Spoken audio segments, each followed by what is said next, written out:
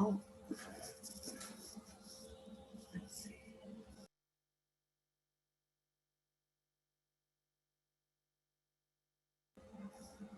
All right, I think we are over 100 attendees now, so I think we can start the session.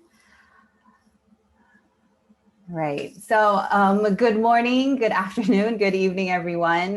Welcome and thank you for joining us in the Accountability Framework Initiative, or AFI, Company Training and Learning webinar series. Today's webinar is the first out of a two-part series on responsible supply chain management, whereby the members of the AFI Coalition will set the stage for the topic anchored on the Accountability Framework Principles and Guidance. And then the second part, slotted for April 13th, will feature a roundtable of companies sharing in-practice experience and how they use the Accountability Framework guidance to inform their supply chain management approaches. Now, before we introduce our panelists, a few housekeeping notes. Your chat box has been disabled, so please use the Q&A box for your comments and questions, and also include who they are directed to. So we'll try to respond as many as possible live by the panelists. We are recording this session, so a link will be available after the webinar to share to your colleagues who aren't able to make it today. And so here are today's speakers in the order they will be speaking. We have Sarah Lake, Vice President and Global Director for Latin America from Mighty Earth. Leah Samberg, scientist from the Rainforest Alliance and also part of the AFI Backbone team. Shawn MacDonald, CEO from Verité. Justin Dupré-Harbord, Senior Project Manager from Proforest, and Nadine Syarief, myself, who will be your moderator for today. I'm the AFI Southeast Asia Manager and also a part of the AFI Backbone team. So today we will hear about the Accountability Framework's principles and guidance related to supply chain traceability, risk assessment, supplier engagement, and management for supplier compliance. Our panelists, whose organizations are part of the AFI Coalition, will underscore that supply chain management is not only a function within a company's business operations, but for commodity buyers especially, it is indeed the way to operationalize ethical supply chain commitments. Our goal today is to highlight the crucial role that supply chain management plays in fulfilling corporate supply chain goals and commitments, provide a brief presentation of the framework's guidance related to supply chain management, including on the topic of labor rights, and dig into a few examples of what this looks like across different issues and supply chain actors. And to break down the importance of supply chain management for achieving ethical supply chain goals, here's Sarah Lake from Mighty Earth. Sarah, the floor is yours. Thanks, Nadine. Hi, everyone, and thank you for the introduction. As Nadine mentioned, I'm a vice president and the global director of our Latin America program at Mighty Earth. So I focus in my work on soy and cattle, but I'm coming from a background working at Global Forest Watch. I've worked on Trace. So I'm bringing a perspective that is a mix of both the science and technology, as well as this new element around campaigning in my career. And I think this is especially relevant for supply chain management, because ultimately supply chain management is where rubber hits the road for sustainability. For nearly all companies, unless you are a farmer, this is the heart of the issue. This is where sustainability actually happens, rather than being limited to commitments or promises on paper. And so we see that often supply chain management of your suppliers, this management of your suppliers, is equivalent to managing your own entity. So whether you're a trader or a consumer goods company or a retailer, that your management of your suppliers reflects your own performance. And so it is inseparable from your own sustainability, and see this as being a really fundamental element that deserves more attention, especially now. So I want to talk a little bit about why now and why supply chain management in this moment in the sustainability world is particularly important. And this is both for good and for bad, right? There's a lot about the way in which companies being held accountable for their suppliers' actions is a good thing.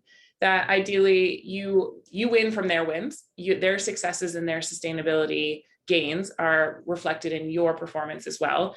But ultimately, the opposite is true, that if there are issues, violations, environmental or social impacts in your suppliers, that is reflected on your record as well. And so there's opportunities here for that supply chain management to compound the benefits, both in terms of helping the suppliers, helping the producers all the way up the supply chain, as well as helping your own company's performance. So why is this really important right now? I think a couple of reflections from the space, having been in this for about a decade now. The first is clearly we're in a moment where commitments alone are no longer sufficient. And 5 years ago, even, we would have celebrated just the wealth of commitments that existed. But now we recognize that these commitments are failing to be implemented in many ways. And so we need more attention on the supply chain management to operationalize these. So simply putting those commitments out in the world is seen as a small and important step, but insufficient on its own.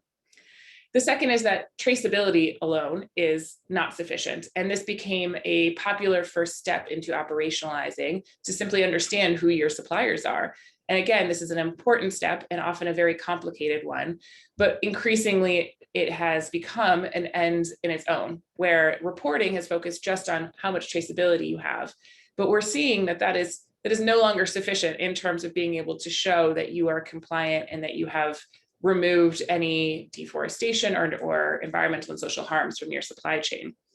Instead, and the third point, what's important now is we're seeing this emphasis on supply chain management, because this is where the successes and the wins are happening in terms of improving production practices.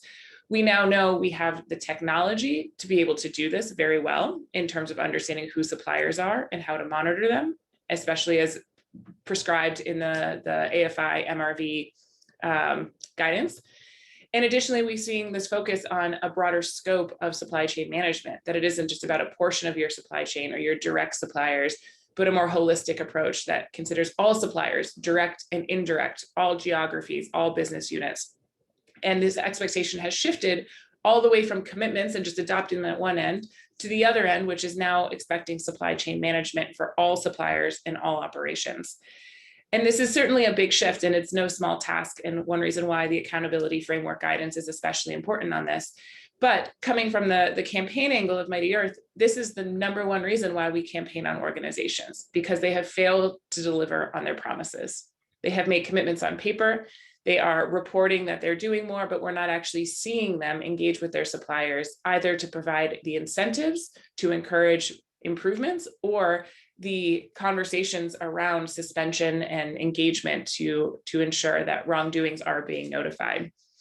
In one of our landmark programs we run, it is called Rapid Response, where we monitor large cases of clearance, both in Indonesia as well as in South America. And we see that there is a wide variety of engagement with these grievances, that some companies are very well positioned to engage with small cases that do emerge where they have suppliers who are clearing, but ultimately in many sectors, this is not the case. And so the understanding that is missing is often, how do you engage with your suppliers when there's something that's wrong? What are the ways in which you initiate that conversation? And what is the guidance for escalating the concern when there is issues of non-compliance with your sustainability policy? The other last point I want to highlight as well is that within this compliance, we're seeing a big shift in terms of sustainability conversations are no longer separate from procurement. That arbitrary wall that was erected long ago in how companies operate is now disappearing. And instead, we're seeing that these conversations are merging in a very important and necessary way. Instead, procurement and sustainability are in fact one and the same. In order to effectively manage your sustainability risk, they have to be embedded in your procurement in terms of the way in which you're engaging with suppliers. And so there's great advice within the AFI around how to operationalize this.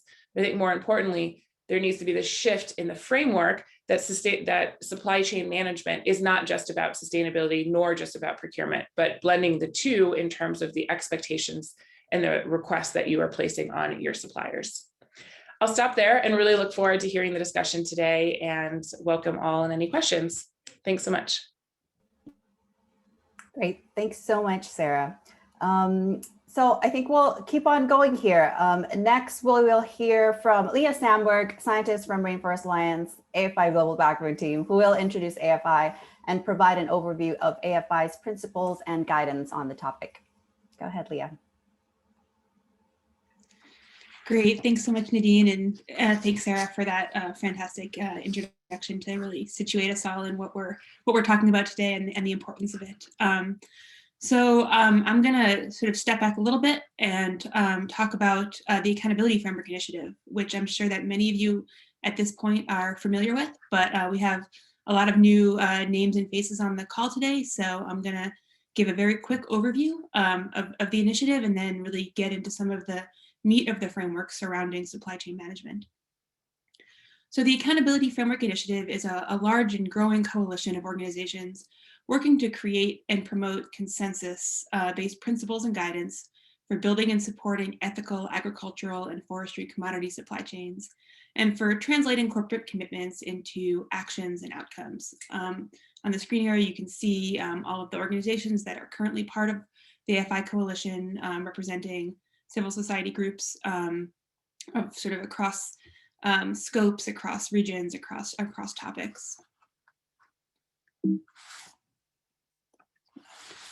So topically, the scope of the Accountability Framework Initiative is fairly narrow. We focus on supply chains that are free of deforestation, free of ecosystem conversion, and have full respect for human rights. There's many topics in sustainability that are outside of the scope of the framework, but this is really the issues that we see as central to a lot of these ethical supply chain commitments that companies are making. In other ways, however, our scope is quite broad. The framework and the initiative focus on all forest risk commodities, including soy, beef, palm, pulp timber, cocoa, rubber, other commodities that become relevant to this conversation from all producing regions globally. So the accountability framework itself is really the primary product of the work of this coalition. We spent several years putting it together, building consensus around its contents, its positions, and now we're really working to make sure that that framework is communicated, is available and accessible to our users. The framework itself is made up of 12 core principles, along with associated operational guidance, definitions, and tools. It's intended to support companies as they go through the journey of setting clear commitments, doing the hard work of implementing them, and then communicating that progress to stakeholders. The first 3 principles of the framework describe the content and specification of robust commitments to the protection of forests and other natural ecosystems, respect for human rights with a focus on the rights of Indigenous peoples and local communities, as well as on workers' rights. Principles 4 through 11 then identify the key components of implementation, which, as Sarah said, now that many leading companies have progressed in this journey, is really where our focus lies. And for buyers and downstream companies, implementing commitments largely means managing supply chains and suppliers to make progress and achieve supply chain goals. Core Principle 12 then addresses the reporting and disclosure that is essential for communicating that progress.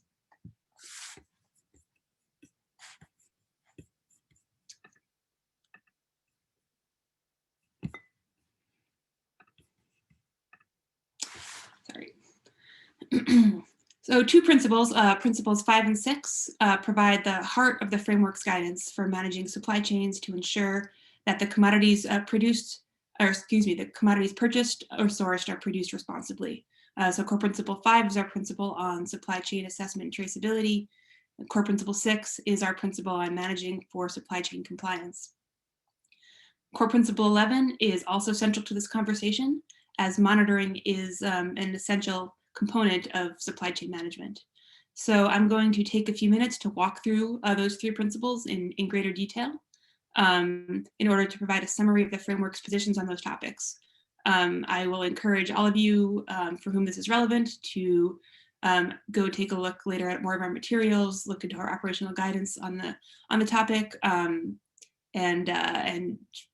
feel free to ask me questions in the Q&A later, or even better, drop us a line. Let's have a longer conversation about it.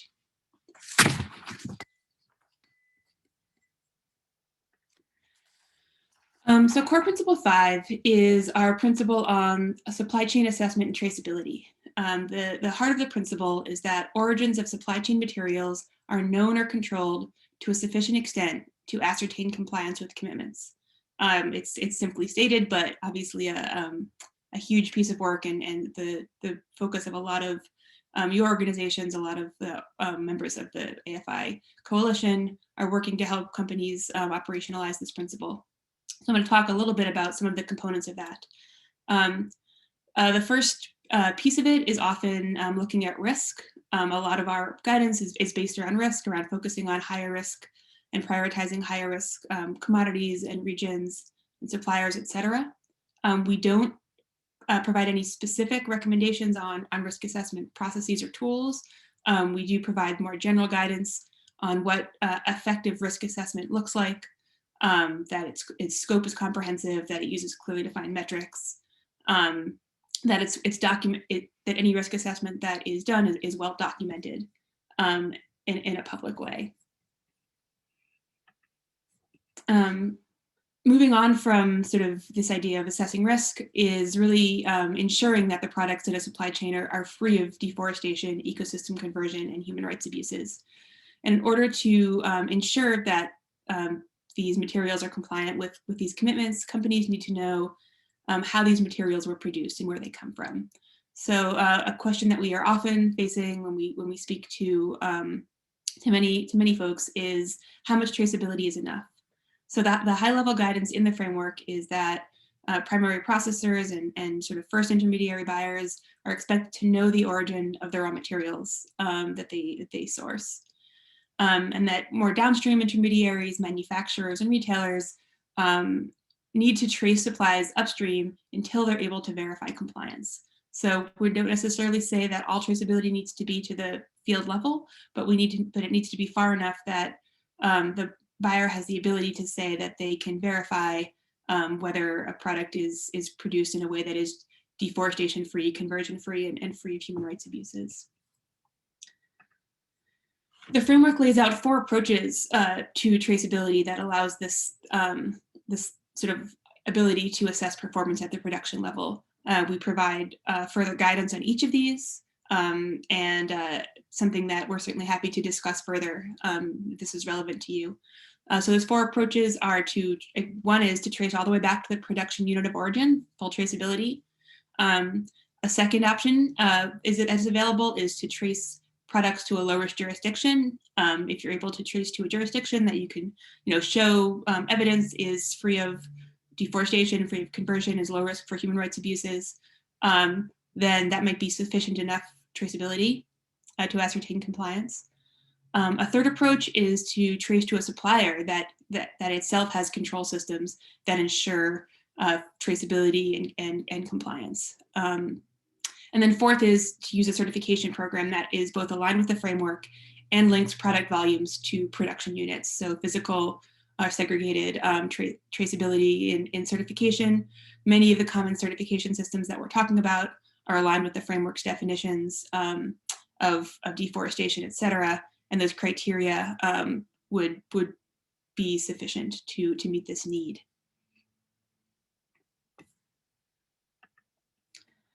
So core principle 6 is our next core principle that really gets at this issue of managing for supply chain compliance. It states that companies manage their entire supply chain to fulfill commitments, identify non-compliance, and resolve those issues expeditiously and effectively. So once again, a short sentence for a very expansive term, but really our guidance on this centers on 2 primary topics. The first being supplier engagement, working with suppliers throughout the process of procurement, of sourcing to manage for compliance from start to finish. Some of the primary components of our principle on this is that buyers communicate to suppliers that they will accept only materials that comply with commitments, that buyers engage with their direct suppliers to ensure that their suppliers are in compliance. So really trying to push this information up the supply chain. And third, that buyers that maintain long-term relationships with suppliers support them to fulfill commitments.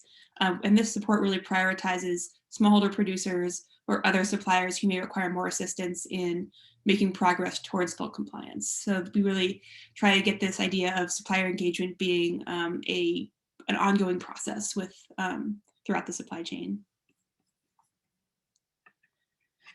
The second piece of this principle is really on management of noncompliance, which is certainly something that is a topic that we are talking about a lot right now, digging into further conversations on. The principle states that buyers should manage noncompliance to resolve issues quickly and without enabling further noncompliance. The approach of the Accountability Framework Initiative is to prioritize solutions that drive improvement by retaining and engaging non-compliant suppliers in time-bound improvement processes to achieve compliance.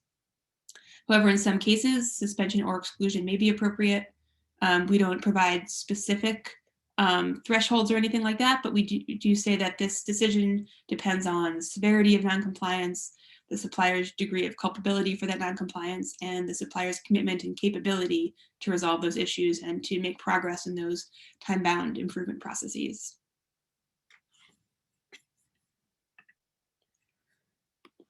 The third principle I'd like to touch on briefly today is core principle 11, which is on monitoring and verification. The principle states that regular monitoring is conducted relative to time-bound targets and that commodity buyers assess performance across their full supplier portfolio. Our operational guidance on monitoring and verification is quite extensive. It digs really into 3 different ways that, downstream companies might monitor performance at production areas, which really looks at how do we monitor performance across the supply chain, across the supply base. So the first option is monitoring of the supply base itself for companies that have control over a production unit or have full visibility. Monitoring at the level of supply might be an effective approach. A second approach is monitoring of sourcing areas or jurisdictions. So for example, when sourcing from a low-risk area, monitoring at the jurisdiction level might be an appropriate approach.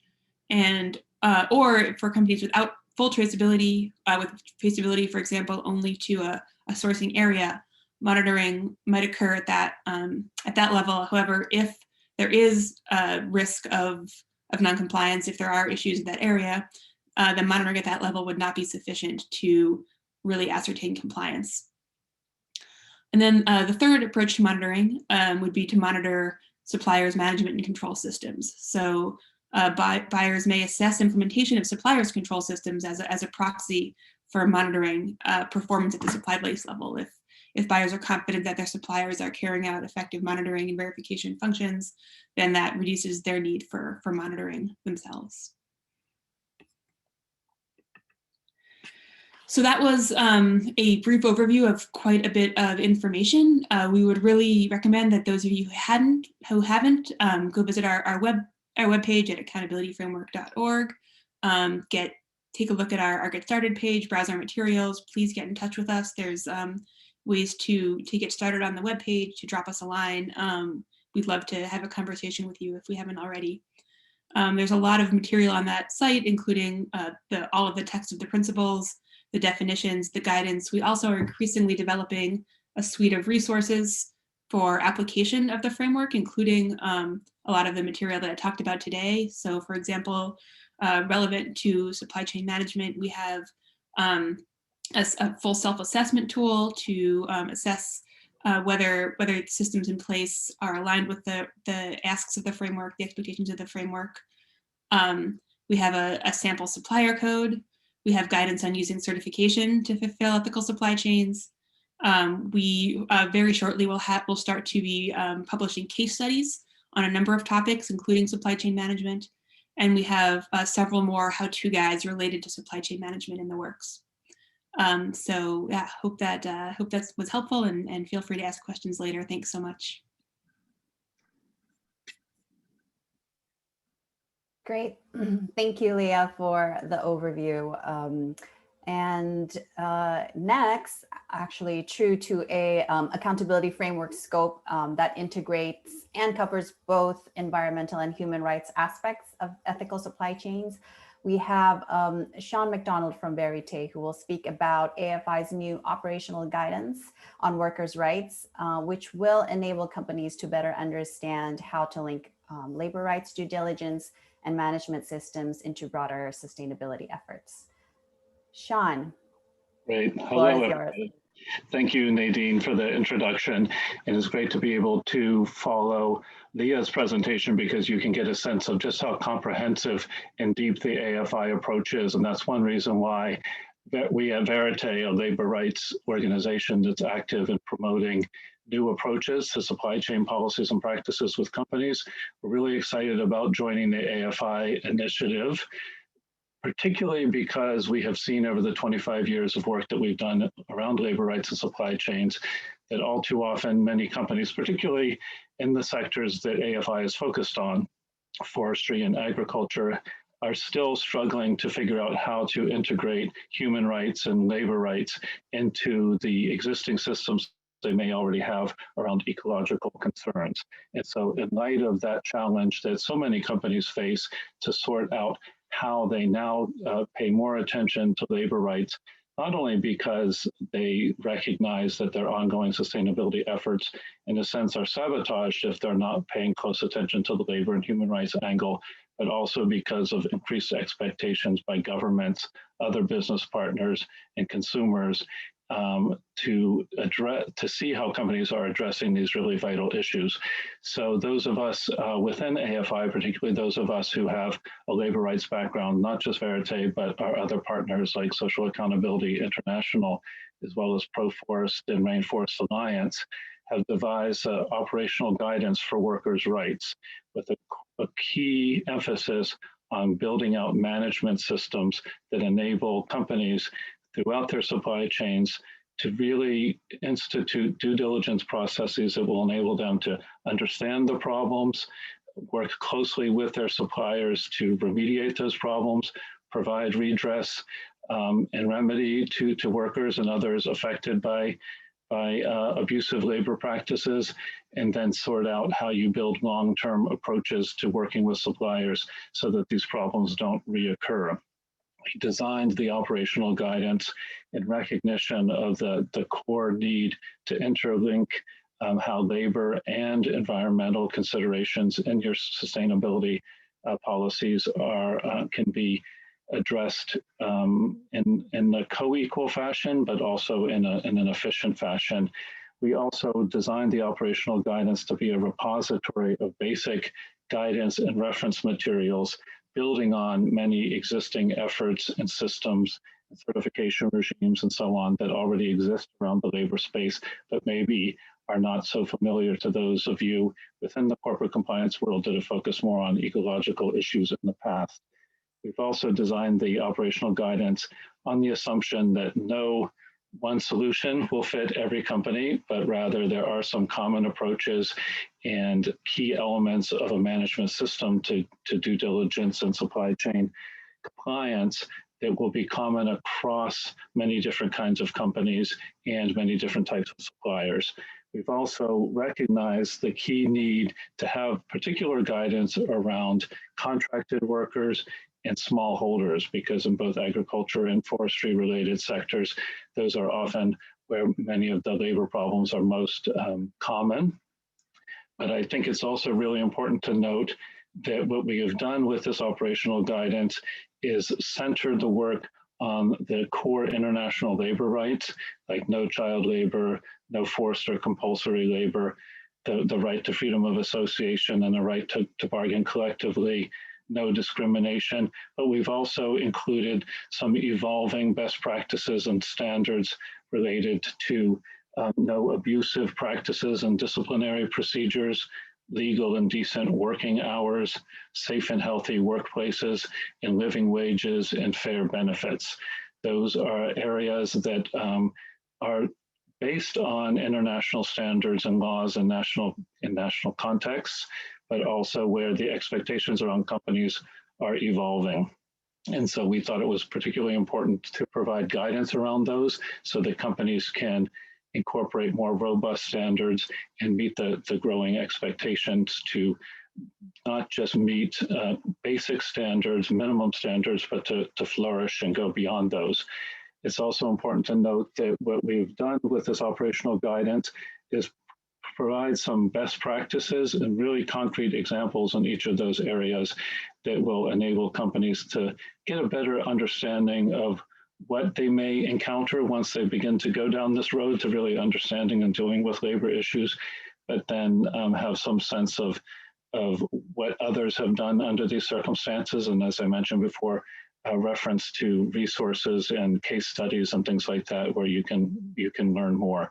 And finally, I just reiterate the fact that the operational guidance is really based on a management systems approach, where tracing your supply chain, doing really in-depth investigations on an ongoing basis of the nature of the problems, having a really clear understanding of the labor recruitment supply chain, not just your product supply chain, but where workers are coming from, how you deal with grievance mechanisms to really understand what workers are facing and what their needs and aspirations are, and then systems for remediating the problems and then trying to find solutions so they don't reoccur.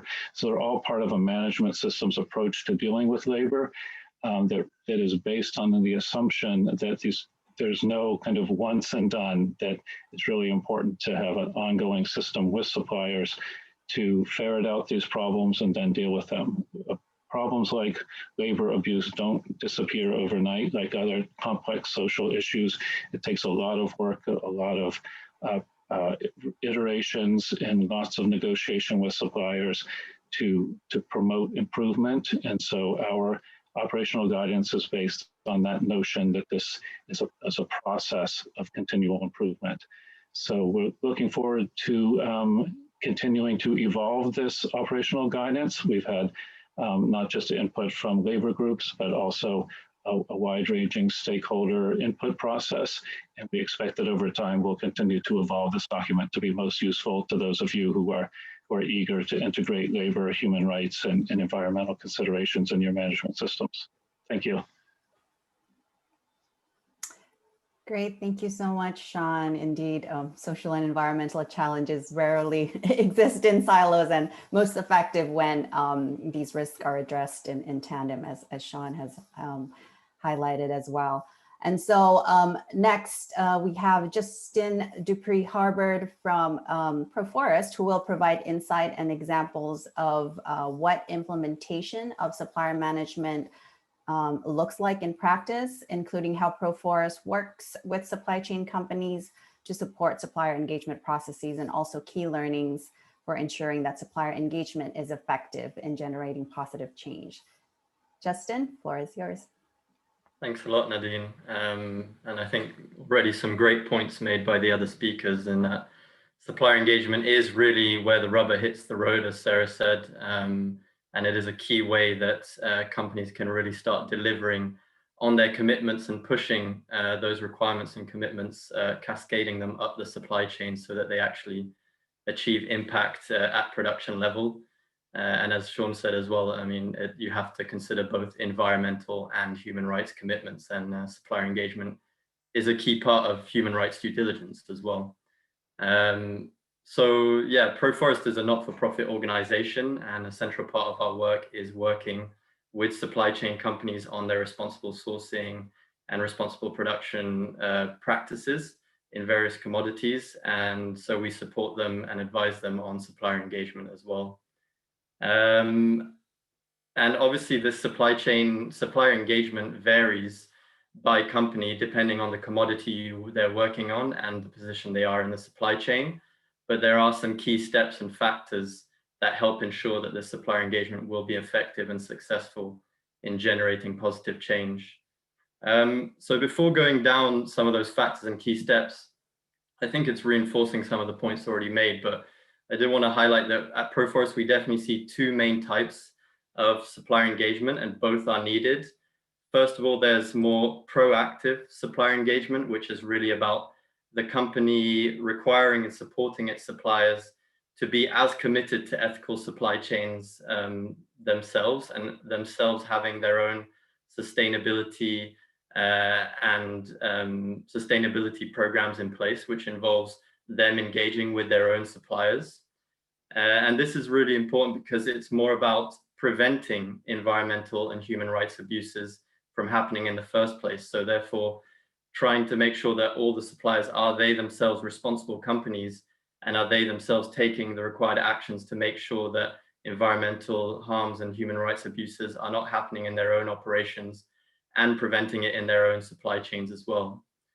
The second type of supplier engagement we see as more reactive, and this is the case where a harm has already occurred. So for example, a supplier has deforested after a specific cutoff date, or forced labor has been identified in a supplier's operations. And this is what is usually called non-compliance or grievance. And in this case, the company also has to engage with the supplier, but it's engaging on a specific issue identified, and it's engaging to push and facilitate resolution and remediation of that issue. And this is usually done through some kind of supply chain grievance management procedure. And we have seen that in some cases, if the supplier fails to take the adequate actions, contract suspension is a possibility in those cases. So now I'm going to go through some kind of key learnings we've identified from working with client companies. And these are going to focus more on the proactive supplier engagement, because although a lot of dialogue has been around the more reactive and dealing with grievances and non-compliances, because in some ways that is more urgent, there is an actual case of harm that has occurred and urgent action is needed to stop that harm from continuing and ensure remediation. We also think that the proactive is just as important, because this is really how we're going to push forward towards more sustainable supply chains and sustainable production in the long term and prevent those harms from occurring in the first place. So first key learning that I'd like to pull out is that supplier engagement needs to be a stepwise approach and go beyond just assessing performance. And I say this because in some cases we have seen companies just assessing supplier performance against specific standards, sustainability requirements, but not taking the next steps to then engage and encourage suppliers to improve over time. And it's key that we recognize that a supplier who's doing nothing does not just go from doing nothing to being fully compliant or meeting the sustainability requirements. And it takes time to implement ethical supply chains and put in place the required internal processes and training to achieve this. So it's really about identifying the gaps that a supplier has in terms of meeting various sustainability requirements, and then agreeing with that supplier on continuous improvement plans so that they then start to gradually fill those gaps and become a responsible company themselves. The requirements also need to be stepwise.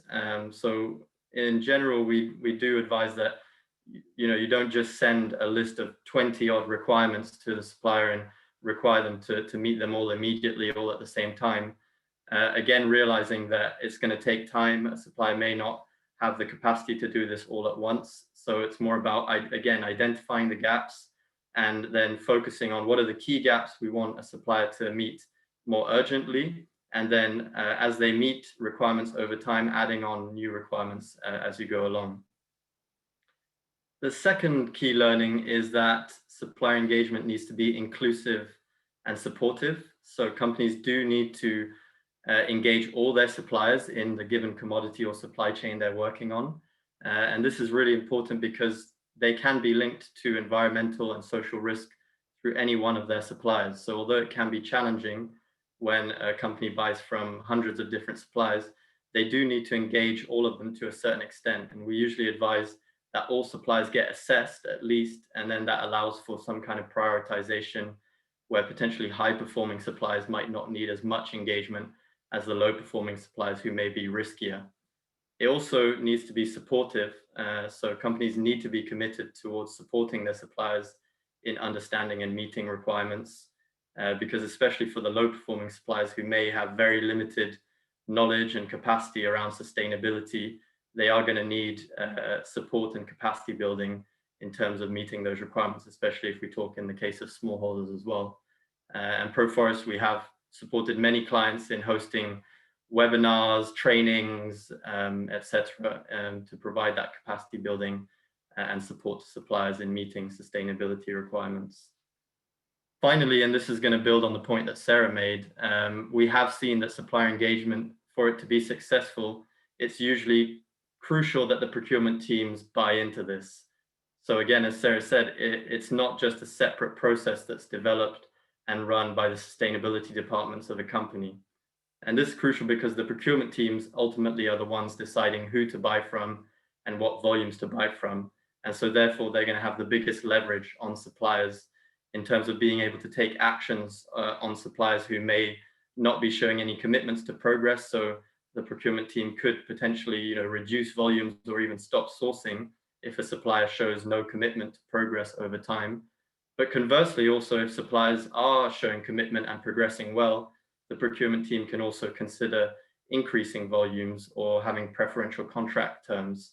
And so therefore, they really have the biggest influence over the suppliers, and it's crucial that they understand and are bought into the supplier engagement process.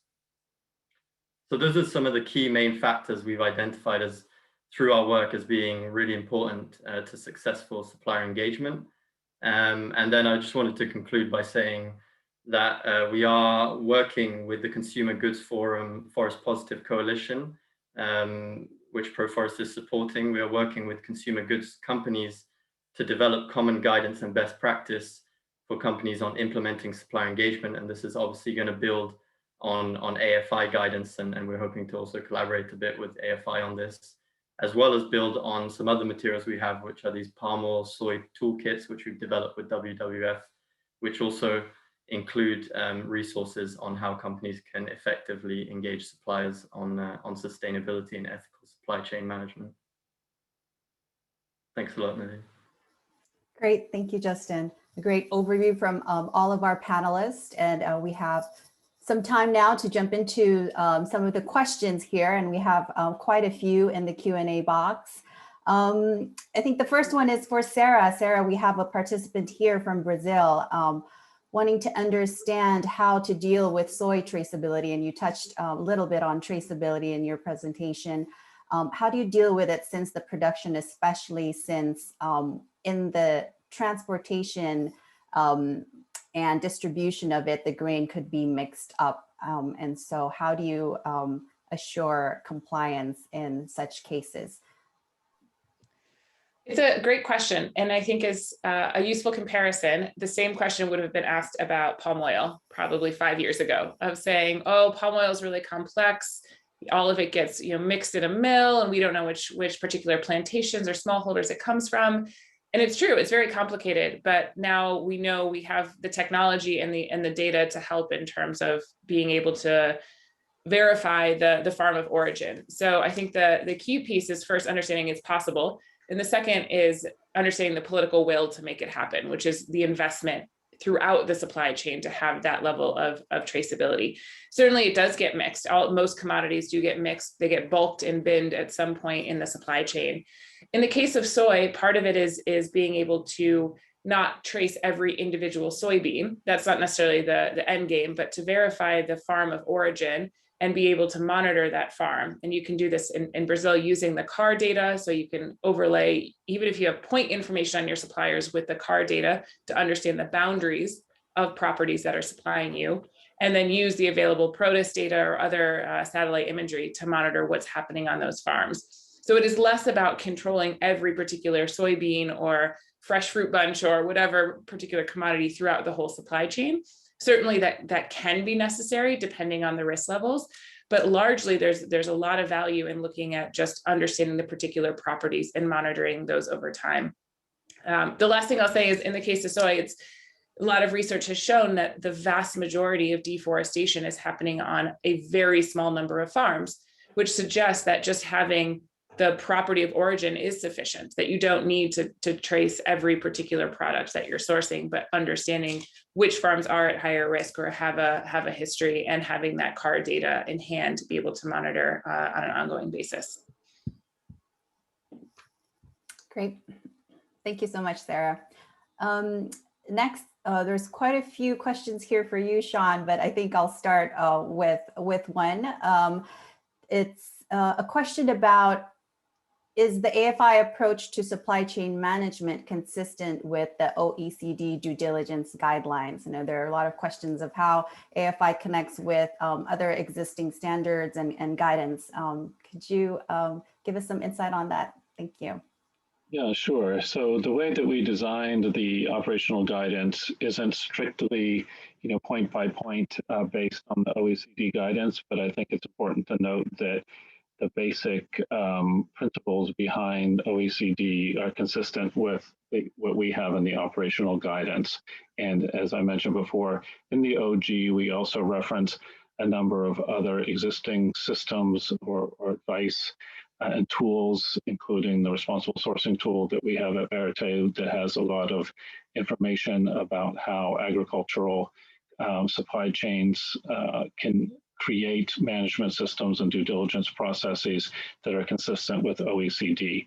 So rather than trying to frame the operational guidance strictly against OECD, we wanted to focus it more on some of the core principles and give a lot of advice and then reference to other materials so that people would find it accessible. And we particularly didn't want people, especially when we started creating this a little more than a year ago, when the OECD was still kind of in formation and as there was still some confusion or perhaps less understanding about which expectations would come from OECD or which companies would have to follow it, that we felt that if we tied it too closely to that, then it might be seen as not applicable to all companies.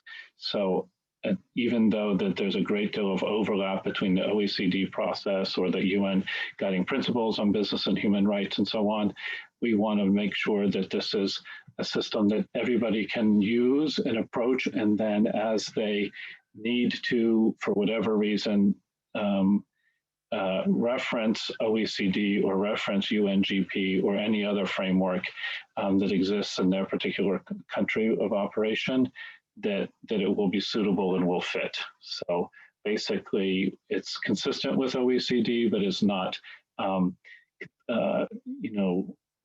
intricately connected to, point by point exactly how OECD is laid out.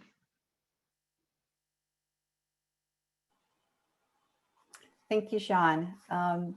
Next, let's see here. Justin, you talked about assessing supplier performance, although, definitely the engagement needs to go beyond that. But what are some of the ways that companies can assess their supplier performance? Yeah, thanks, Nadine. Yeah, I mean, there's quite a few ways.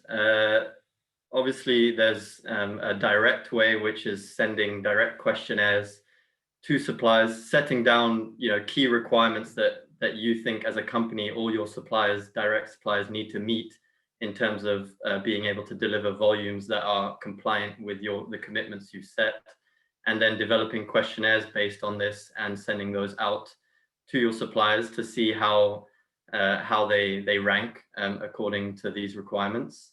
But we advise them other ways is using publicly available information. So a lot of suppliers also report publicly on a lot of the activities that they have. A lot of their policies are going to be public as well. So that is definitely a source of information to also use in terms of assessing.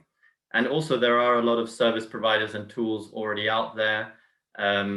Forest 500, Spot, Palm Transparency Coalition, to name a few, which are already assessing a whole host of companies based on their sustainability performance, either in a specific commodity or more generally. And these can definitely also be leveraged to then be able to assess your suppliers as well. And I think I would just add that it's really important that assessment of suppliers are consistent across all the suppliers. So then you are able to then compare the performance between suppliers and be able to do that prioritization process in terms of the follow-up engagement as well.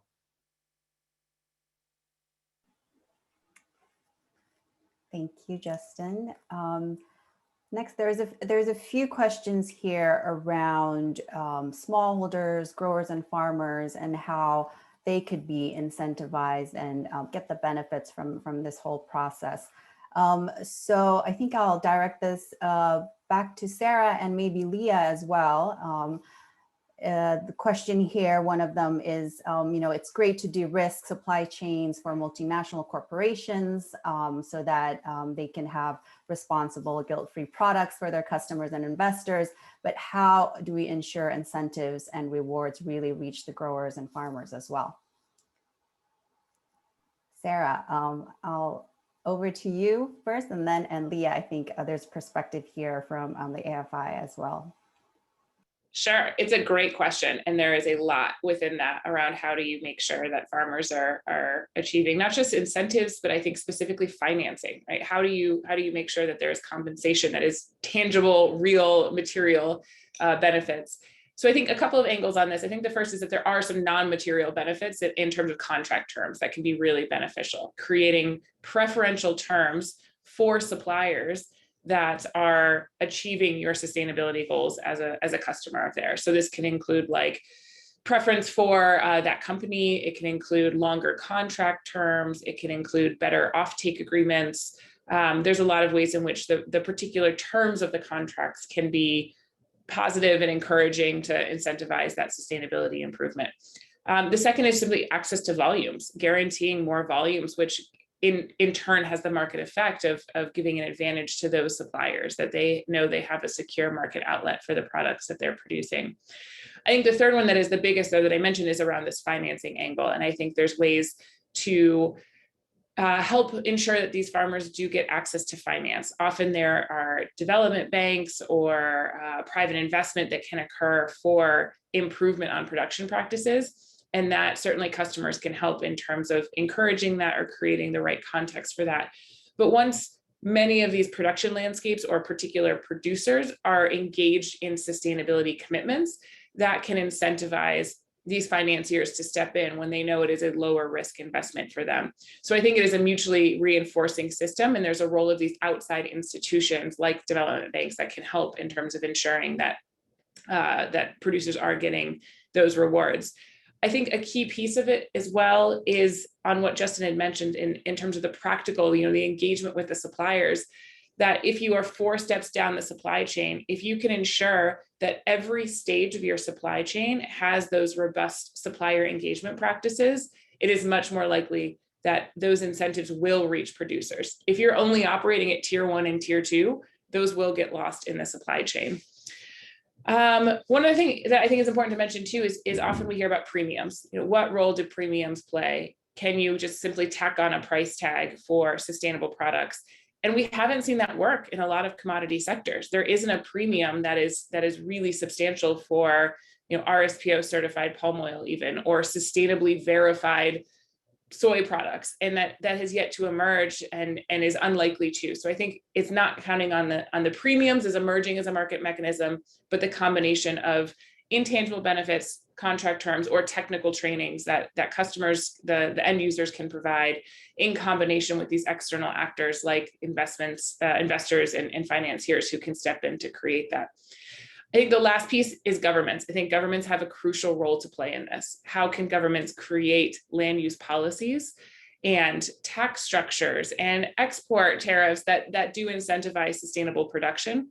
And this is a role that downstream companies have a very important role to play, that they can be policy advocates to promote policies that create a level playing field for everyone. So it isn't on an individual company. It isn't on the one retailer or consumer goods manufacturer to create those incentives, but making sure that common context is in place where farmers are getting support through the governments, which are already well positioned to provide those through their existing rural development programs or their farmer cooperatives and so forth. And so I think that's a really important and often overlooked angle, is the role that the private sector can play in promoting those particular forest policies. Great. Leah, did you have anything to add on that? Sure, I will just very briefly. That was a really great answer, but I will point just a little bit to the framework's guidance and position on this, which is that this question of how to keep smallholder producers engaged in these ethical supply chains was very central to a lot of the way that we positioned the framework, with the understanding that smallholders produce a huge percentage of the volumes of a lot of these commodities we're talking about. and also keeping them engaged and involved in these supply chains is really the best way to produce more more commodities that are produced this way to reduce risk in these areas.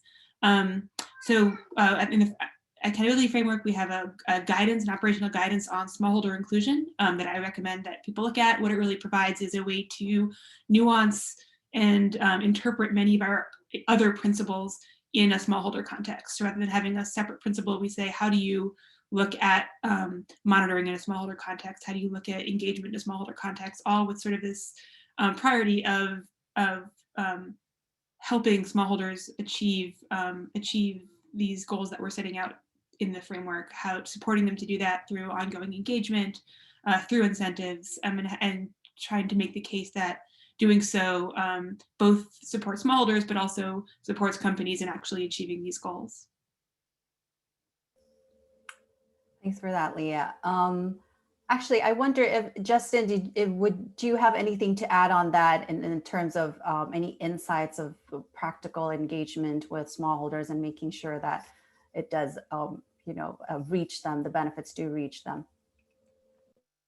Yeah, sure. I mean, not much to add really, but I think, as Sarah said, for those companies that are further downstream and further removed, it is really important to be able to try and cascade those commitments up the supply chain, including a commitment to support smallholders, which in the palm oil sector at least is a clear commitment that has been set by many companies, and making sure that their direct suppliers are then engaging their own suppliers on that commitment until it does reach ultimately the smallholders.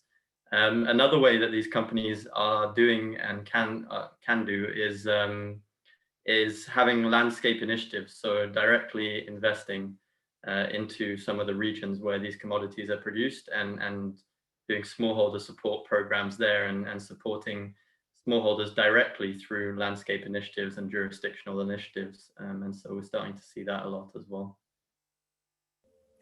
Great, thanks for that addition, Justin. We have one more question, and I think actually we have a lot of questions, but just time for one more that I'd like to redirect to Shawn.